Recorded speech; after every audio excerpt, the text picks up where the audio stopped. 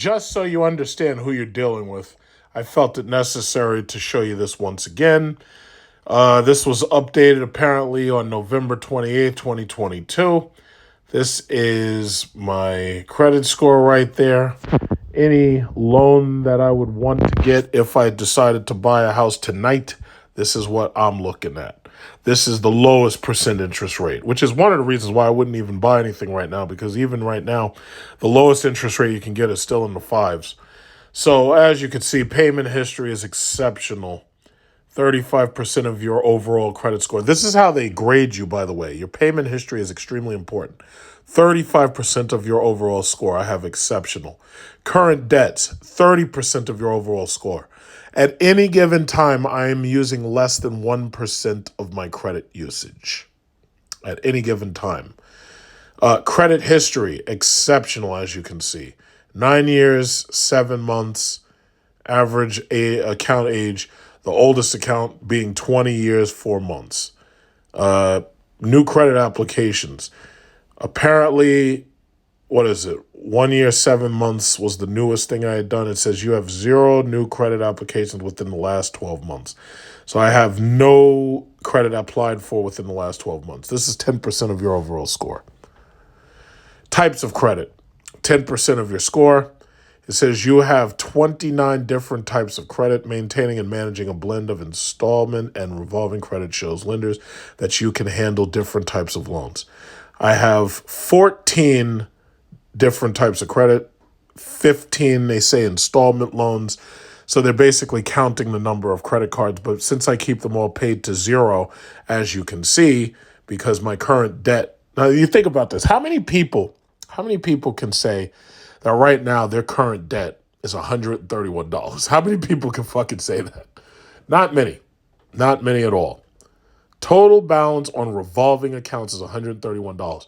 And I'm guaranteeing that $131 I probably actually already paid off. It's just that it didn't get updated. So there you go. From the June, July, August, September, October, November, and soon to be updated for December, that's what I'm dealing with right there. Just so you understand. The last thing I want to appear to be is one of these fake-ass gurus on YouTube who's talking shit out their ass and has nothing to show for it. They posing in front of Lamborghinis. They flexing in front of Rolls Royce and stuff. I don't do stuff like that. The last thing I'd want to be is one of these fake-ass crypto gurus who has no idea when the next collapse of the next FTX or the next Celsius or the next BitConnect, when that'll be, and they're posing in front of Lamborghinis and they posing in front of Rolls Royces and pretending that they are rich and shit. Meanwhile, they're broke, their credit shit, and on top of that, they just lost 65% of their income. Or they lost, I should say, 65% of their savings in Bitcoin during the last crash. That's the last thing I'd want to profess to be. Will home ownership soon be a thing of the past? The strategy millennials are using to enter real estate market. I think you meant to say the real estate market, because real estate market on its own, I don't think that's good subject-verb agreement. Okay, so as the economy teeters on the brink of a recession, well, you know, why? Oh, my God. The lies. You see, this is the problem. First of all, one of the things that we need to understand, and we need to learn how to be able to do at a moment's notice, is to reject someone's premise. Sometimes a lie can be fed to you, and it can be so subtle that you simply accept it. What do you mean, as the economy teeters on the brink of recession? First of all, we've been in recessions probably since 2001, definitely since 2019. And at this point, we're beyond recession. We're in fucking stagflation. That's the reason why a carton of milk, a carton of milk, a carton of eggs, you're going to pay $5 for the shit. And that's why you're paying 3 times as much for gas as you should be paying for gas. We're beyond recession. This is stagflation. Just ask all those people that just got laid off from their corporate jobs right before Christmas. These people are like,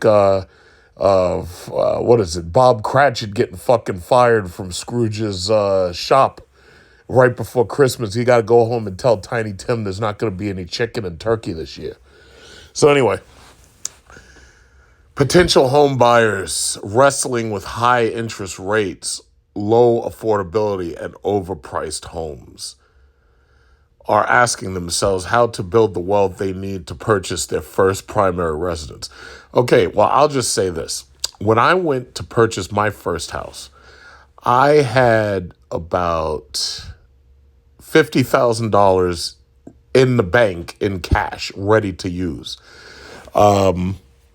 Now, I mean, they have these FHA loans and they've got some of these loan programs where they try to get these people to buy into houses and they don't have enough of a down payment.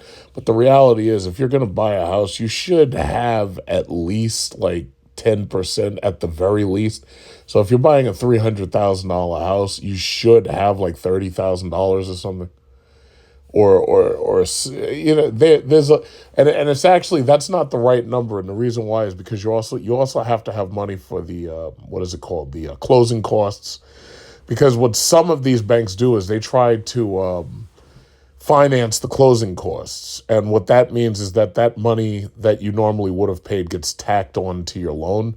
So let's say you should have had like $40,000, but you didn't. Let's say you only had 20. That other $20,000 is going to get tacked onto your loan, and it's going to incur more interest.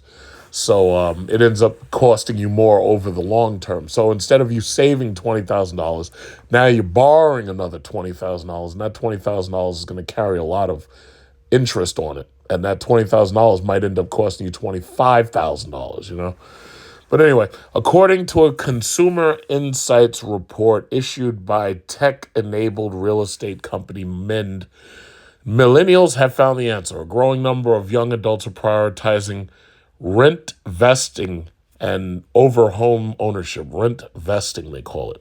So what is rent vesting? This is a new term that these people have come up with. Okay. Says 43% of adults over the age of 40 are considering becoming rent vestors, the act of prioritizing buying an investment property while renting a home before a primary residence in order to shore up the funds needed to purchase their dream houses.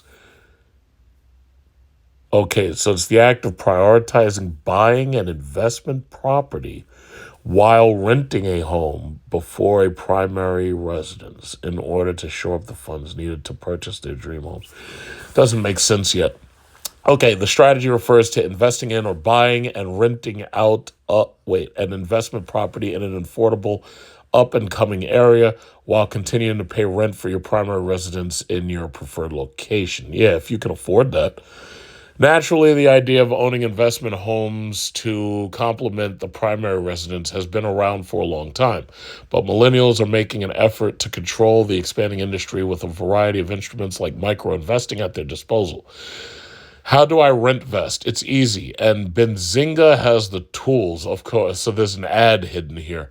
Check out how you can invest in a rental property for as little as $100. The trend, which first gained popularity in Australia's main cities, reflects how young people are unwilling to lower their standards of life in order to participate in the real estate market. The goal of rent vesting is to safeguard your financial future without compromising your way of life.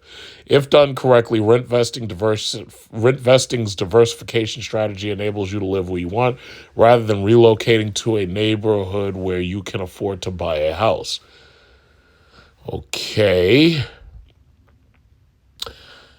That's it? What the fuck? I thought this was going to be like more. Like, first of all, I'm still not 100% certain what they mean when they say rent vesting. I got to read this part over again. This is stupid.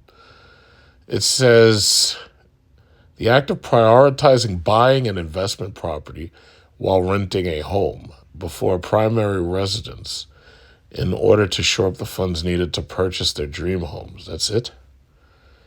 The strategy refers to investing in or buying and renting out an investment property in an affordable up-and-coming area. Oh, I get it now. This is fucking dumb. Oh, I get it. Okay. All right, so basically what they're basically saying is that let's say you have a place where you're already living, but you want to be able to live in a better location. So what you do is you rent out in that other location while continuing to have a primary residence. So, yo, listen, this is bullshit right here. Now, first of all, obviously this is taking place in Australia. That's number one. So you know this is bullshit. The Australian housing market, just like the Canadian housing market, are both a huge mess. And unlike America, which actually has a larger number of people and a larger number of lenders, they end up having issues like they have to have like balloon payments in their mortgages and stuff in order to pay properties off. But see, what they're talking about here, they're just talking about basically renting. All these people are a generation of renters. That's it. Furthermore, I'd like to point out that they're talking about millennials, which I happen to be a millennial. And I purchased 2 homes, rented one out, and used that rent to pay off the mortgage. Now, the reality is, it's like, yes, there are lots of nicer houses I would love to have out there. There are houses I see every day. Like sometimes I'm driving and I see new houses that go up for sale and I want to stop in and I want to check it out and see how much they want for them. The only problem is most of the areas that I want to live in, the taxes are actually a lot higher than what I'm already paying.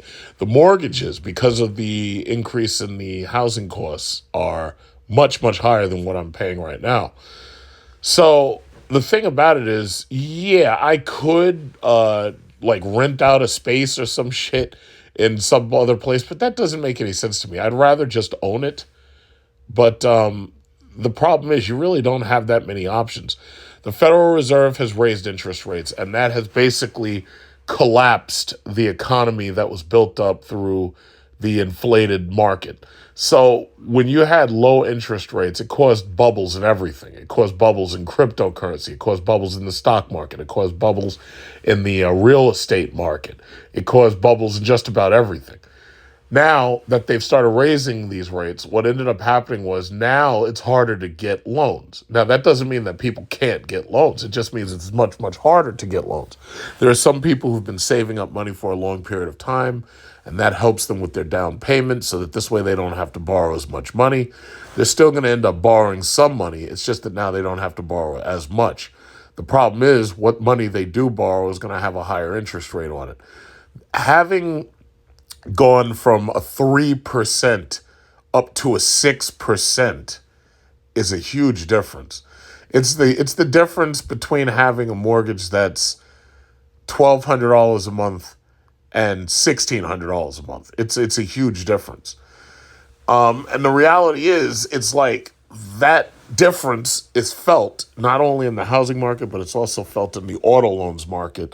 It's also felt in the credit card market. If you take out money on a credit card, it's like those monthly payments are a lot higher than they were before. It's one thing to have to pay $30 a month. It's another thing to have to pay $75 a month. It's a huge difference. But the issue I see is that home ownership is absolutely paramount to intergenerational wealth. However, I've reported on this. They're saying by 2030, 45% of women are going to be single and childless. And they're also saying, as I've constantly pointed out, that if you happen to be a black female, getting black male semen from a sperm bank ain't that easy. Now, I'm talking about the LGBTers, the rainbow flaggers, the trans people, whatever you want to call them. And the reality is they're not just going to be able to just walk into your average sperm bank and say, yes, well, I want a black baby. And it's like, well, we've got less than 2% of our donors are black.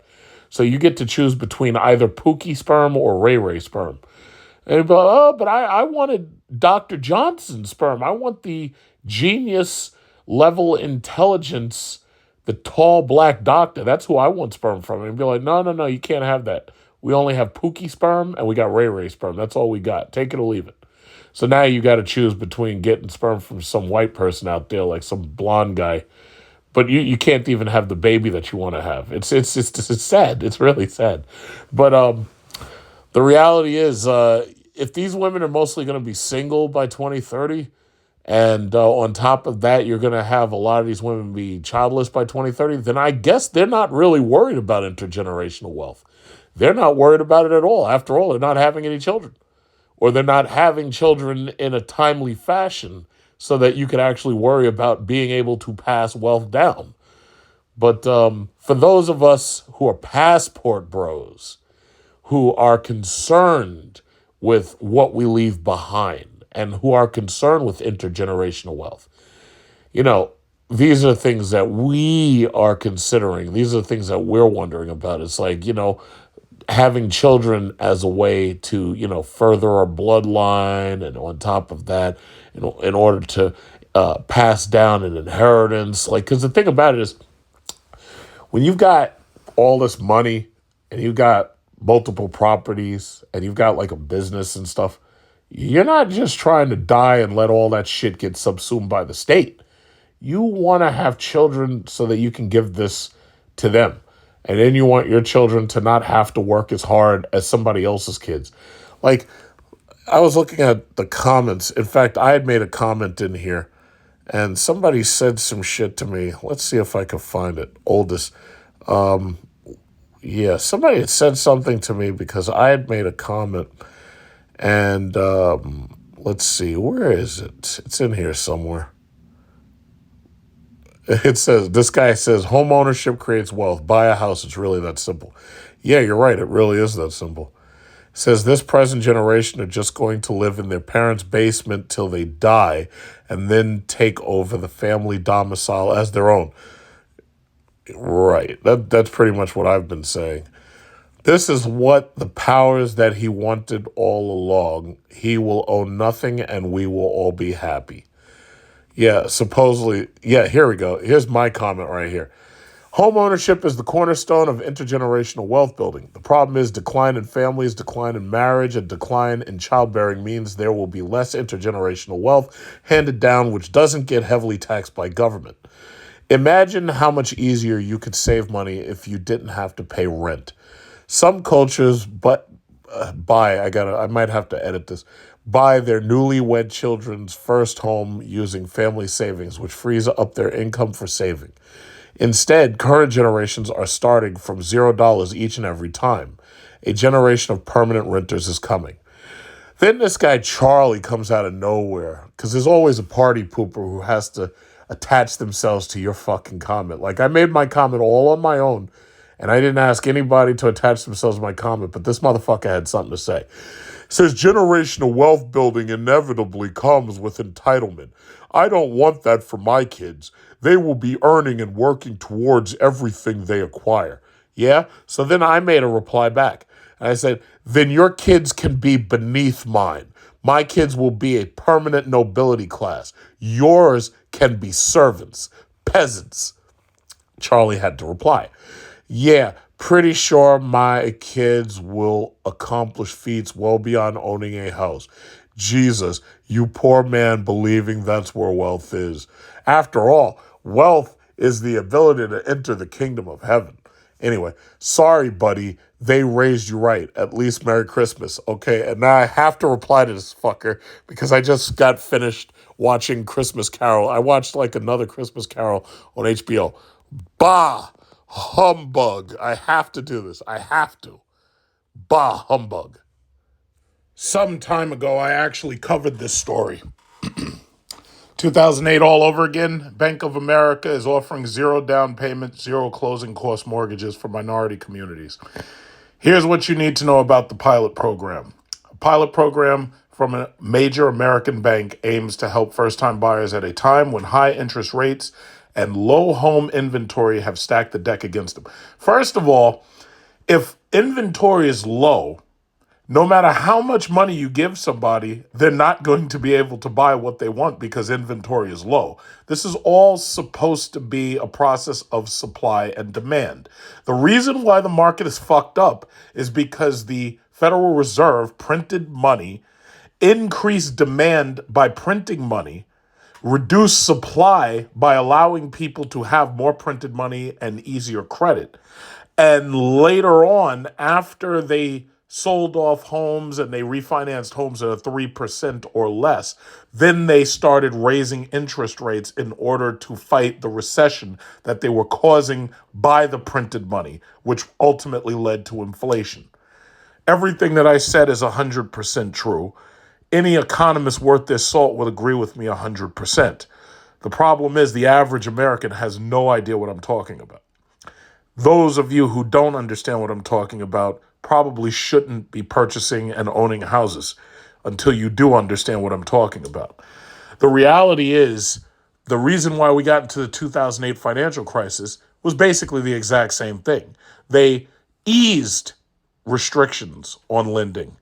They increased access to credit. By doing just those two things, what you end up doing is increasing demand. Increasing demand causes reduction of supply. Back then, there was less, how should I say, there was less people searching for investment properties back then than there are now. And the reason why is because since that time period between 2005, 2008, and now, we have more opportunities to make money in real estate. And now people are understanding real estate is the best possible way that they can invest their money for the future. It's the best possible way to secure their intergenerational wealth. We have Airbnb now. We have other programs that allow you to rent out on the internet. We have a very mature internet that came about pretty much after smartphones were started by Apple in 2007.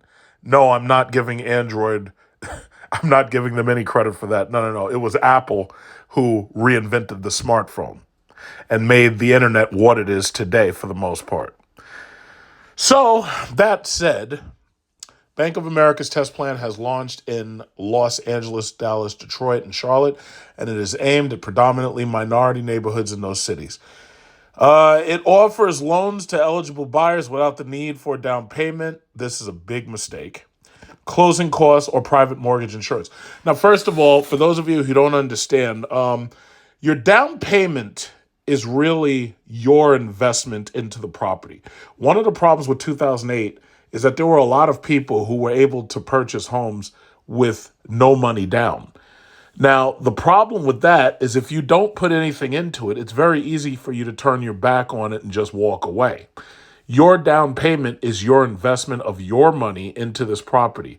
If you're investing your money, you're more likely to stick around to make sure it succeeds. You're less likely to gamble your money on something where you're not certain if it's going to succeed or not. Then you have closing costs, which is basically what the banks are going to charge you. When I walked into my last closing, I usually make it a rule of thumb to always have $50,000 in cash when I want to purchase a property. I usually make that a rule of thumb. When I walked into my last closing, I had over $50,000, but I didn't have to spend that much. I only spent like 40 or something like that. I know I cut a check for around 30,000. And then I remember the closing costs and whatnot were around 12,000, possibly a little bit more than $12,000. Then the rest of the money, I had set aside $10,000 so that I'd be able to get brand new appliances and furnish the place. Most of these properties now are twice the price of my last home purchase. So when I'm saying New York City, this is where I live, our real estate market, when I speak these numbers, you have to understand our real estate market is totally different from just about anywhere else. If you're somebody who lives in part of the country that nobody gives a shit about, then you're not going to see numbers as high as what we're seeing here. A one-bedroom apartment here in Manhattan may run you $4,000 a month. A one-bedroom apartment or basement apartment in Brooklyn might run you $3,000 a month. Meanwhile, I was able to get two houses for less than $2,000 a month. And then, renting one out to college students, I was able to pay off one of the mortgages. Private mortgage insurance is basically the bank's way of betting against the fact that you're going to be able to make your payments on time. So basically, if you have private mortgage insurance, it means basically what they say here is an extra cost that's customary for buyers who put down less than 20% of the home's purchase price. Well, in other terms, that's their way of getting a small amount of money from you as insurance that just in case you default on your mortgage, they'll be able to draw from that money that you've put in extra, that they'll be able to draw from that and they'll be able to make a couple of payments. So, for example, if you're 3 months late on the mortgage, that 3 months has been withdrawn from money that's been accumulated based on your private mortgage insurance.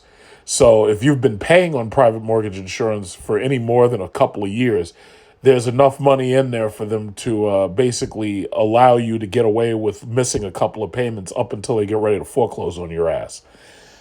Crucially, the program also requires no minimum credit score. See, this is another fucking mistake. Your credit score is a way of tracking your behavior. There's a lot of people who start whining and all this bullshit about how it's racist and the credit score is racist and it's classist and all that shit. While I might agree that it's classist, the reality is it tracks your behavior. I'm a black male. I have an 850 credit score. My credit is top tier among the 3 credit bureaus, TransUnion, Equifax, and Experian. What's your fucking excuse? Your excuse is that you wasted all your money on Gucci, Prada, and Femi. Your excuse is that you were at BMW and Mercedes taking out leases on cars so that you could drive around and look cute. Your excuse is that you wasted your credit by getting shitty phones from T-Mobile and Sprint and you didn't pay your bills on time. I'm a black male with an 850 credit score. What's your excuse? What racism can I point to? Yeah, racism is the reason why I have an 850 credit score. Get the fuck out of here. It makes me angry to hear the bullshit. It makes me even angrier to see the banks acquiescing to the bullshit. They should put me in charge. They should make me a fucking CEO of one of these banks. So I tell you up front, no, you're full of shit. You're full of shit. I'd also like to point out that one thing they've tried to do is they try to pass off sexism now. Now you're hearing more about sexism than you're hearing about racism. With racism, you hear that bullshit, the constant nonsense with the racism. But no, when they talk about sexism, I've pointed out in these stories before that more and more single women and more single mothers are purchasing houses, right? And then they're complaining about the price and they're complaining about the payments. Well, guess what, ladies? If you weren't single, if you hadn't dated Pookie and Ray Ray and got knocked up, if you had kept your husband to make sure them payments got paid, you wouldn't be complaining. I don't want to hear the talk about racism. I don't want to hear the talk about sexism. Because having worked in mortgages, having worked in mortgage underwriting, having sold mortgages, having researched, you can't lie to me. I know you're full of shit, and I'm going to call it out every time. That said, crucially, the program also requires no minimum credit score, with eligibility focused instead on a borrower's solid track record of rent payments. That doesn't tell us anything. Yeah, you're paying rent, but your rent is going to most likely be less than the cost of a house. Just having solid rent payments doesn't tell us anything. Like most people who are renting, I mean, first of all, here in New York, there are people renting for $500 a month. There's people renting out a closet for $500 a month. People are desperate to have small ass little spaces, and they'll get that for the cheapest they can possibly get that for. I once dated this chick, lived out in Far Rockaway.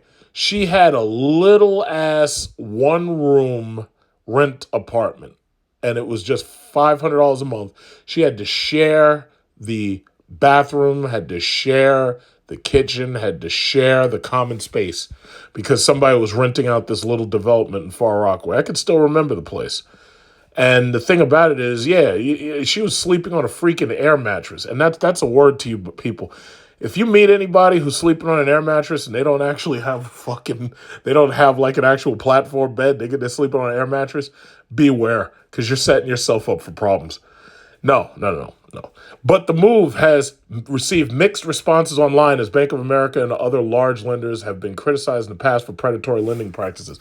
Now, I'll tell you what, the predatory lending practices start at the Congress. They were the ones who forced these banks to loan money to people who they knew that they didn't want to loan money to. Now, when you're talking about predatory lending, the reality is it's impossible for somebody to give you predatory lending unless you're the one who has done the due diligence and you've signed up for it and you finally sign on the dotted line and accept it. I know predatory lending when I see it because I understand that there's amounts of money that I can't afford to take out and repay. If Bugatti came to my front door right now and they say, hey, we've got this Bugatti Chiron. We know you like the Bugatti Chiron and we're willing to sell you this. And all it's going to cost you is like, 12,000 easy payments of $9.99 a month. I'm like, wait a minute. I'm not fucking going for that bullshit. But most of y'all would sign on the dotted line because you're so desperate to stunt around in a fucking Bugatti Chiron. And when the day comes that they send that flatbed truck to repossess your shit, you'll just part with it as if you don't care. And that's exactly what you're seeing with student loans right now. These people signed on the dotted line. They signed their promissory note. They signed that mortgage. You know what mortgage in French, it means a death pledge. That means I pledged to my death to pay you the money back. You signed for it. You had no intention of being able to pay it back. Or you felt maybe I can pay it back, maybe I can't, but I'm not really worried about it because it's not my money at risk. That's the reality. I don't want to hear the bullshit. I'm tired of it. It says Americans are paying nearly 40% more on home insurance compared to 12 years ago. Well, if you're paying more on your home insurance, then the question that you should be asking yourselves is, why are you paying so much on your home insurance? Is it because you live in a flood-prone area? Is it because you purchased a place that you really can't afford, so you're paying PMI? Is it because you purchased a place in a high-risk area of whatever? Maybe you purchased a place in a fucking tornado alley. I don't know. If you have a problem with your mortgage insurance, then maybe you need a smaller house. Maybe you need to move into a neighborhood that's less expensive. I don't believe in bailouts for anybody, honestly. I really don't. I know some people like to attack people. Oh, yeah, why don't you keep that same energy for Lockheed Martin? And everything. It's like, I don't believe in bailouts for anybody, honestly.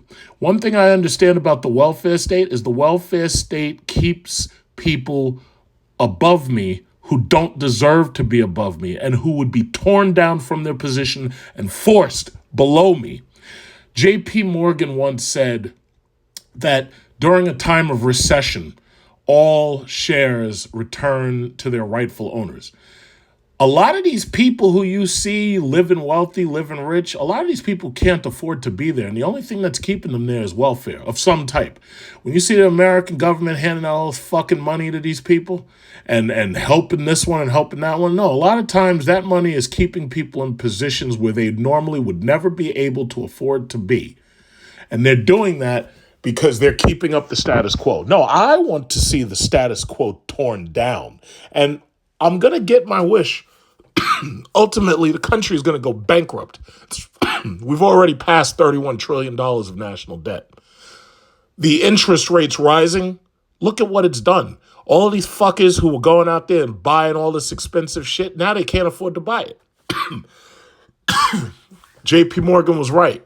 During a time of recession, all shares return to their rightful owners. All these people going out there wasting money on Gucci, Prada, Femi, and buying all this shit, and buying all these expensive luxury cars and everything, and they buying all this shit on finance. Now they can't afford it. Interest rates are so high, they can't buy a goddamn thing. And if they do buy it, they know that they'll be stuck with ridiculous credit card payments. Some people got smart and said, you know what, I can't afford this, so I'm not going to buy it because I want to try to improve my credit. That was the smart thing to do. The smart thing to do is to be humble, improve your credit, and to invest in something that makes sense, i.e.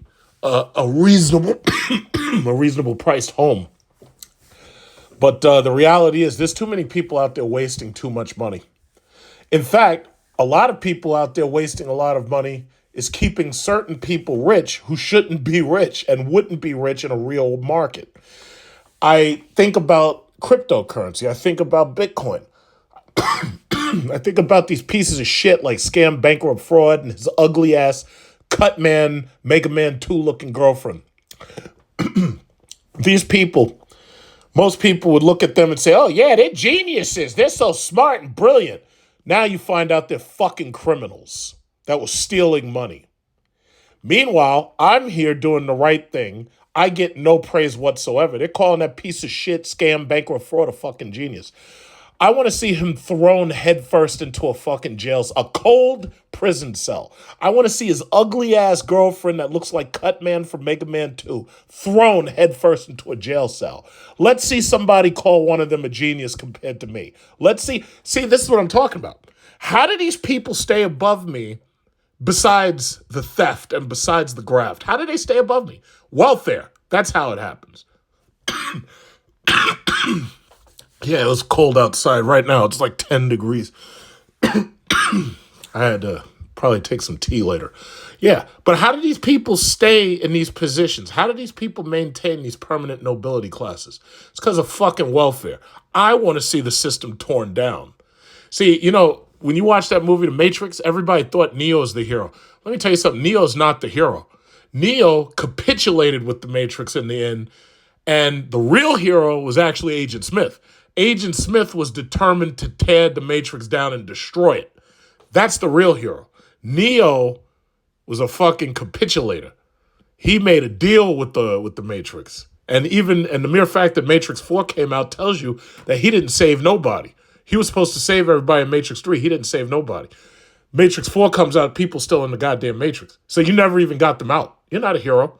Agent Smith is the real hero because he was determined to destroy the Matrix. See, that you got to understand. See, this is a little bit too deep for you people. This is a little too deep for you. All right. It says, you could be the landlord of Walmart, Whole Foods, and Kroger and collect fat grocery store anchored income on a quarterly basis. Okay. For buyers in Bank of America test cities, the loans come at a critical time.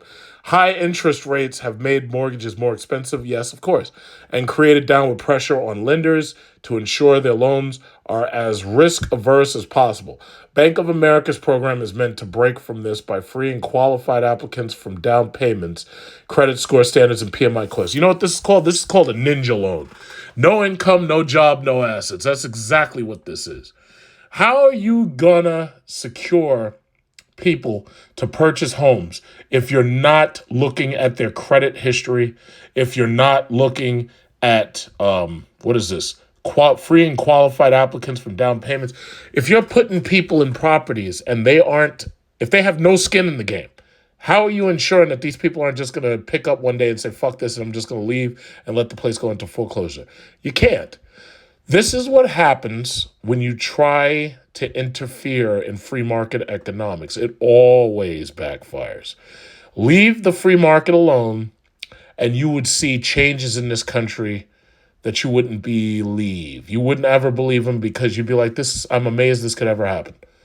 The reality is they're trying to prop up the status quo. They're trying to keep the Matrix running. I want to see it torn down. Where are we? Homeownership among white households was 72.1% in 2020, compared to 51% for Hispanic households, 43.4% for black households.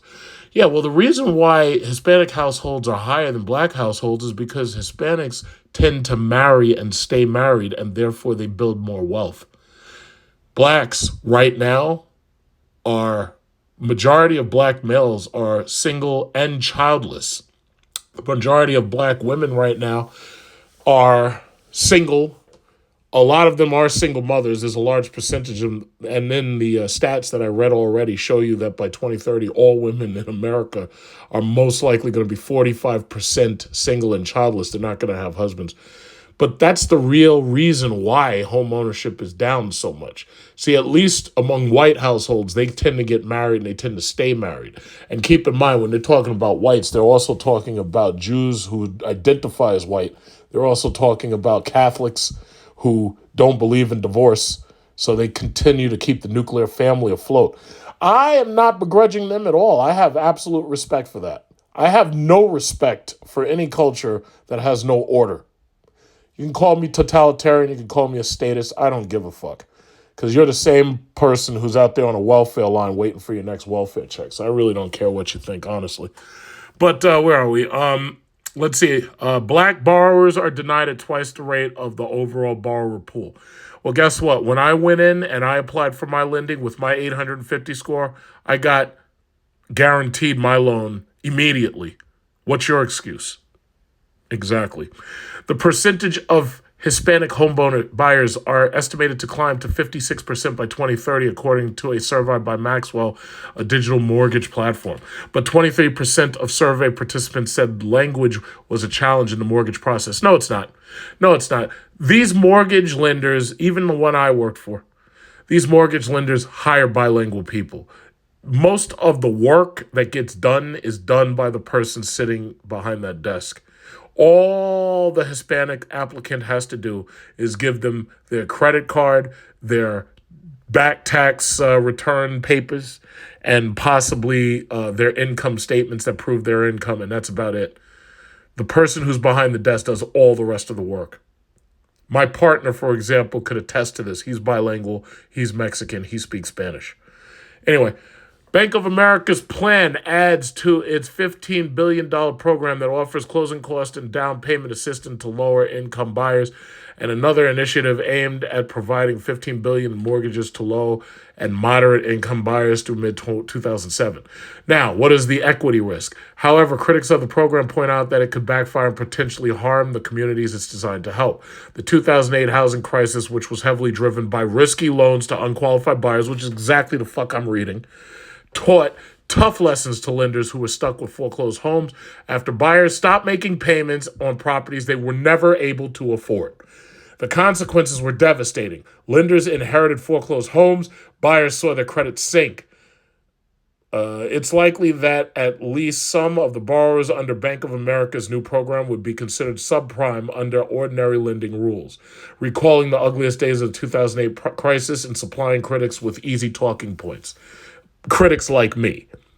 Credit agency Experian, for instance, considers borrowers with credit scores between 580 and 669 as subprime. You are subprime. If your credit score is lower than like 700, you are subprime.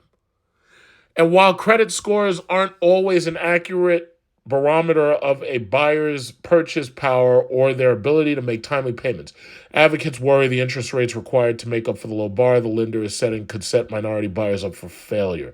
Let me explain something about these interest rates.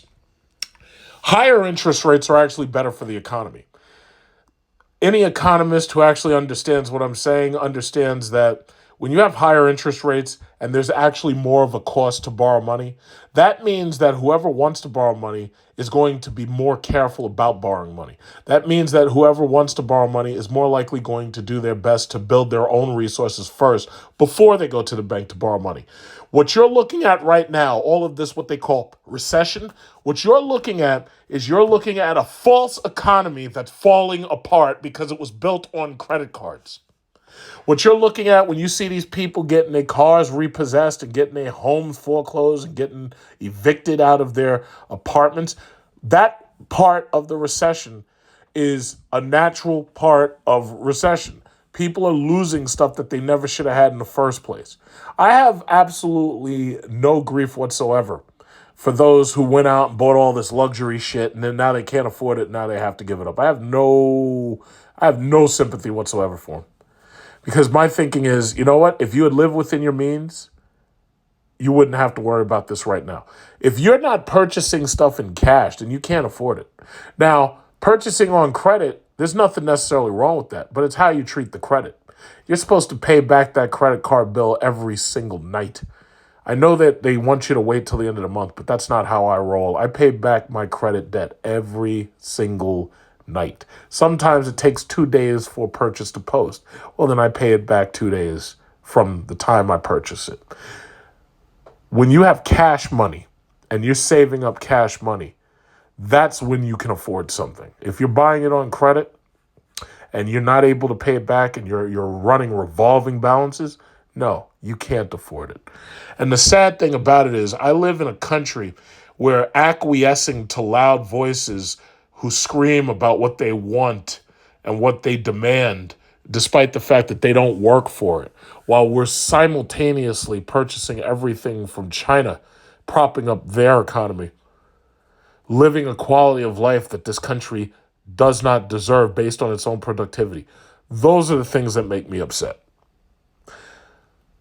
As upset as I am, I already understand that it's going to change eventually because there's this thing called entropy. Entropy means that all organized systems are slowly tearing themselves apart. Eventually, this welfare state is going to collapse. The only question is, when will it happen? And can I hurry up and retire and be on some foreign island with some young wife massaging me and feeding me buko juice before this place collapses so that this way I can watch it on television rather than being here in the thick of it? That's the question that I have. Because what they've done is damn near satanic. They've built up something that they can't sustain. And by doing that building up, they force people to suffer who normally would have never had to suffer.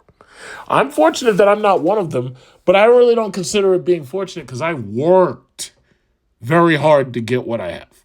I worked hard for that 850 credit score. I worked hard to own multiple properties. I worked hard for that. I sacrificed time and money and energy to go to school. I hear people talking right now. It's like, oh, yeah, well, you don't need college. It's like, no. You absolutely need higher learning degrees. All the people that I hear say that you don't need it, I think you're fucking idiots, honestly. What the degree is in, however, is important. Science, technology, engineering, math, medicine. If you're in one of those, then once you get in one of those, you don't even need to worry about being able to pay back whatever small loans that you took out. The people who need to worry are the people who take out worthless degrees, and they're paying for worthless degrees. These people getting us bullshit, liberal arts shit, women's studies, LGBT studies, underwater basket weaving. You're going to school, you're wasting money, you're wasting loans, and now you're praying to Biden to clear it all up for you. That upsets me. That really upsets me. They've allowed a welfare state to grow out of control.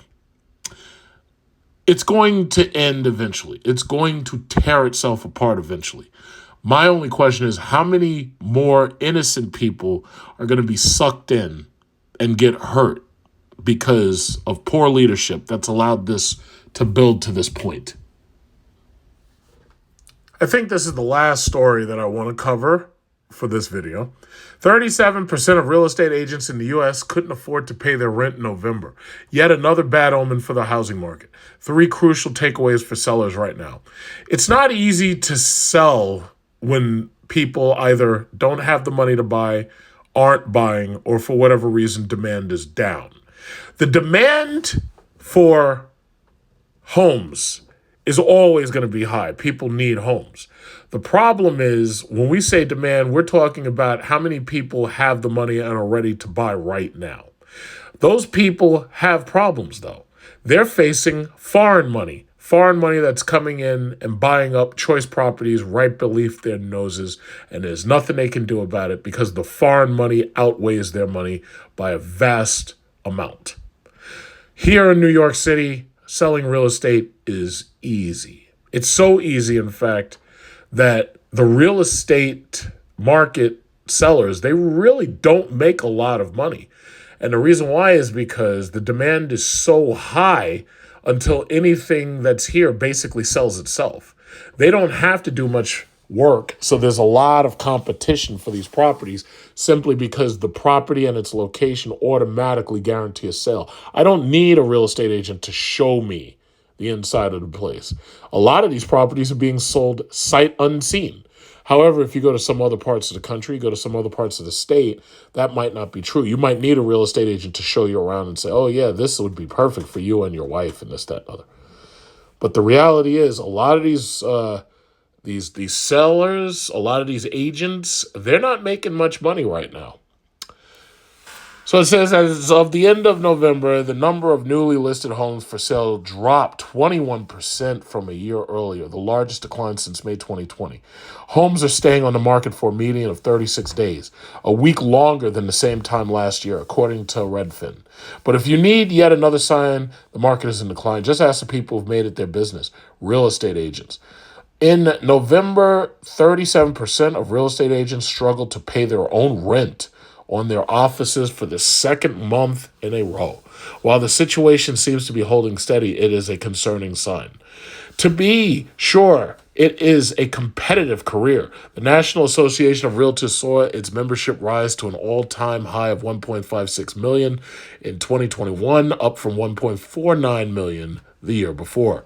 But with the available inventory dropping off a cliff and interest rates on the rise, many agents are floundering. So where does that leave anyone who wants to or needs to sell their home right now? Sure, you have to be a bit savvier, but there are still a few ways to give yourself an edge. Let me tell you something. I live in New York City.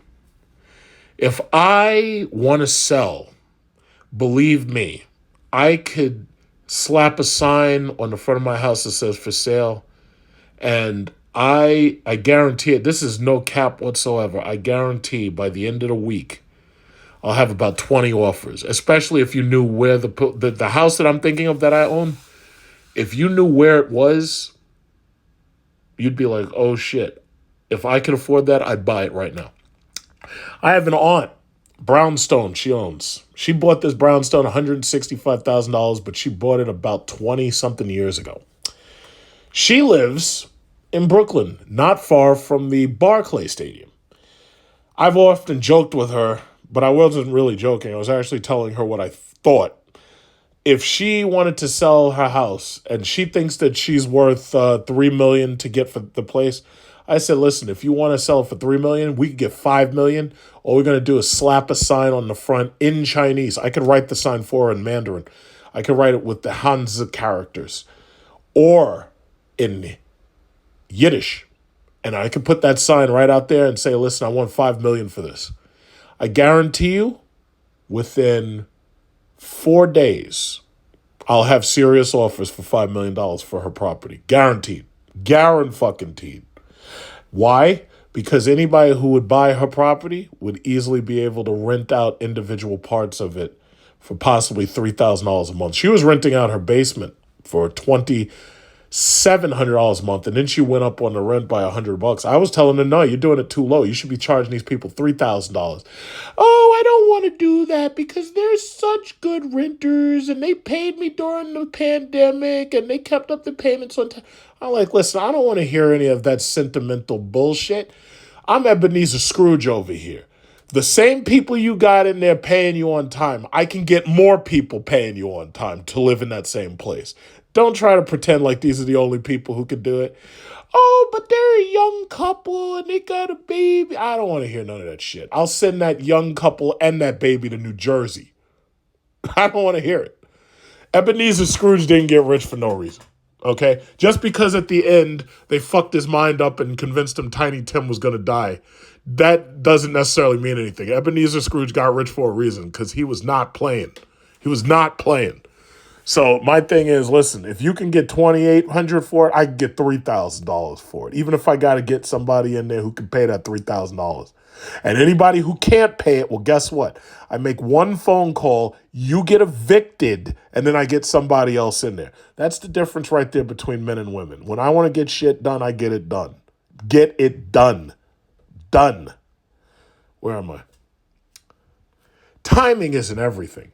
When thinking of selling your home, think of the process like a business transaction. That's exactly what I'm saying. You have a product, your home, that you're selling to a customer. It's important to anticipate the customer's want, needs, and desires and market your product accordingly. Because the market has shifted, the power has suddenly shifted into a potential buyer's hands. If you're selling your home to make a profit, you might want to reconsider your motives. What we forget and almost want to not think it says want to not think about is how challenging it will be to purchase on the other side, said Bradley Watson, a broker in Toronto. Yeah, Toronto real estate is nothing like here in New York.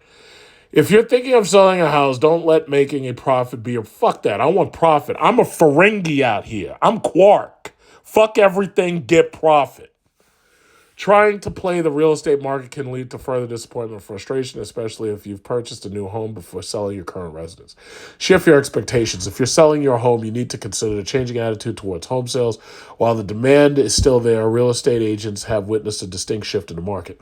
They're no longer seeing lineups to view houses or extreme bidding wars on homes. Instead, there seems to be some stabilization. It's just adapting to change, notes Watson. In a balanced market, you don't see much price growth. Where you maybe saw your neighbor selling $100 or $200,000 thousand in some areas higher, you can't expect that because that was the product of a very, very tight seller's market, which we're not in anymore. I don't consider that to be true. I live in New York City. Our seller's market is tight as fuck. With the market cooling, houses take much longer to sell and don't fetch nearly the same price as they once did. Buying a new, more expensive house before selling your current one could result in you having to float two mortgages for a time or having the new home financing fall through. And keep in mind that issues can crop up even when you think the sale is a done deal. Watson suggests planning ahead about what you'll do to be able to close on your new home even if you can't sell your current one. The value of a home inspection. When the market was hot, it didn't leave buyers with much room for negotiation. In the heat of the market, we're looking at least 5 or 10 multiple offers and no conditions. Watson says, in the hottest areas, we saw financing conditions were gone. Home inspection conditions were pretty much gone. I think there were a lot of properties with issues that were sold and buyers just accepted it. Well, you got to understand, most of these buyers who are cash rich, who are flush in cash, there are a lot of these properties, like, for example, if you're here in Long Island or if you're here in New York City, there's a lot of properties, depends where you are, Brooklyn, Queens. Some of these properties are trash. Like some of these places are slums, basically. It's actually the land that you're buying and you're getting the house for free. The house may be a piece of shit, but guess what? As long as you have the land, you could tear the entire house down and you could build a new house. Now, we're talking about rich people who have these huge loans or huge amounts of cash on hand, or even these corporate developers like BlackRock and whatnot, where they have virtually limitless resources, right? You're buying the land and you're getting the house for free. Most of these houses are either too small, the individual rooms are too small, or perhaps they don't have the garage that you want, or they don't have it attached this, or they don't have that. The reality is it's actually easier to tear down an old house and rebuild a new one. And usually that's what happens, especially when you talk about Long Island. A lot of these places that are out in Long Island, they are like 1-story, 2-story with a basement, or perhaps they have 1.5 stories, like they have an attic that's a low attic. And somebody was in there like, yo, wait a minute. I've got this big ass yard. I'm going to be paying taxes on this big ass yard. I'm going to tear this house down and build a new house. That actually makes a lot more sense. So some of these houses are sold sight unseen simply because what people really want is the land. See, the thing about America is America ain't building no more land. That's one thing I have to give to China. China says, oh, we can't build land? Yes, we fucking can. We'll go out, we'll get sand, and we'll pour it in the fucking ocean, and we'll make land. They actually did that. America didn't do that. What else? Having an inspection performed before you list your house for sale and including the report for prospective buyers to see lets you establish a firm asking price for your home. And because there will be no surprises for the buyer, they have less room to negotiate the final price. Now, the interesting thing to me about this story right here is this story rolled into a buyer-seller's market issue when what they were supposed to be talking about is how the real estate agents are hurting. That's what the real point of the story was, but they just went off on a tangent, kind of like I do. So the point is, a lot of these real estate agents are flat broke. They're not making enough money. They work on commission. They're not getting paid that well, obviously, because they can't sell enough properties quick enough in order to make their money. And if the real estate agents individually are broke, then that means that their companies that they work for are probably having problems because they obviously rely on a significant percentage of the income that has been charged for being a real estate agent and showing off this property. So yes, this market is looking pretty ugly. And by the way, for those of you who think that there's going to be a real estate crash, I'm going to tell you right now, it's not going to happen. First of all, a lot of people are settled into their homes with a 3% or less. If they have a 3% or less, they won't sell their property at all. Not unless somebody dies and God changes shit and they have to sell. I mean, most of these people are not selling their properties. Their properties are assets at this point. And because they're at a 3% interest, their properties are appreciated assets because the cost of the higher interest rate makes their property even more in demand. So the reality is, these people ain't selling. On top of that, the Federal Reserve is not finished raising rates. They're going to raise rates more. The Federal Reserve claims that they are serious about fighting inflation. Well, guess what? You can't fight inflation if your interest rates are lower than the cost of inflation. So, quick example, if the cost of inflation is 9%, if they're saying that there's 9% inflation, that means that they have to raise rates to 9% at least in order to fight inflation. For people who got a 3% or a 2.9 or something like that, you're beating the cost of inflation every single time you pay your mortgage simply because the interest rate the Fed has set is at a 4%. The inflation rate is at a 9% or higher, because I don't believe anything they say. I believe the inflation rate is probably a lot higher than 10%. But they've set the interest rate around 5, and you got in at 3. So you're winning. You're winning. Your house is an asset.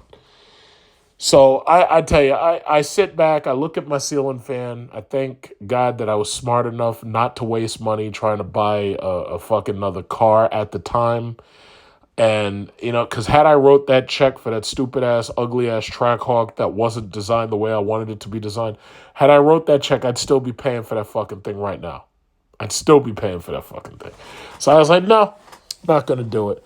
Meanwhile, there are people running out there buying Range Rovers, running out there buying little Mercedes, buying BMWs and X3s and X5s and shit. But they renting right now. Either that or they're living with their parents. I know people who are living with their fucking parents in their 40s driving around in Lexuses. I think Lexuses are shitty cars, honestly.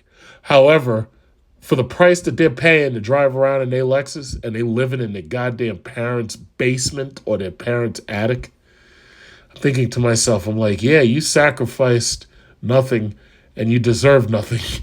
You're living with your mommy and daddy and you're over 43. That's ridiculous. Bald eagles don't tolerate that shit. See, when they lay their eggs, they make the eggs soft and comfortable. They get a nice soft nest. They have soft feathers and everything. They have soft animal fur. Anything they can get in there is nice and soft, right? They feed their eaglets. But eventually the bald eagles look at each other and they're like, wait a minute, we got to get these motherfuckers out of here. You're getting too old. Y'all got to go out and be eagles. Y'all have to go out into the world. You got to learn to hunt and kill animals yourself. You got to go out and be eagles.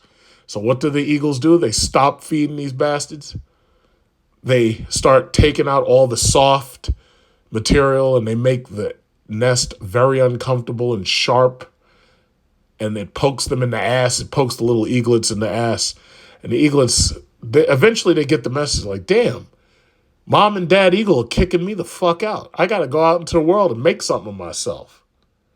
Unfortunately for a lot of these Americans, it's just not happening the way it needs to happen. It's just not happening. So that's basically it. I'd say that this housing market is a mess. In 2023, I'd say the best investments you can make are into energy. Gas prices are going up. As soon as we get back to spring, gas prices are going up again. Home heating oil, energy prices are going up again. Other than that, I mean, this market is in recession right now. They've laid off a lot of people. They're probably going to lay off more. So the reality is, it's like if you're in a position to invest, that's one thing. But if you're not in a position to invest, you should be saving your money. Save your money as much as possible. And if you do intend on buying a home, you should be walking to that table with no less than $50,000. not only to get in there comfortably, not only to make sure you have your closing costs paid off, but also you're going to need money for new appliances. I think you can do it for a lot less than $10,000. It's just that $10,000 was my number. That's my personal number. So that's just it. That's all I had to really say. I'm going to leave the links to these stories in the URL section. So anybody who wants to read them, you can. I think I've covered as much as I needed to for you. So we're marching on towards New Year's Day. Today is 12/26/2022. It's 10:31. It'll be 12/27 very soon. So y'all enjoy your night, and may the force be with you.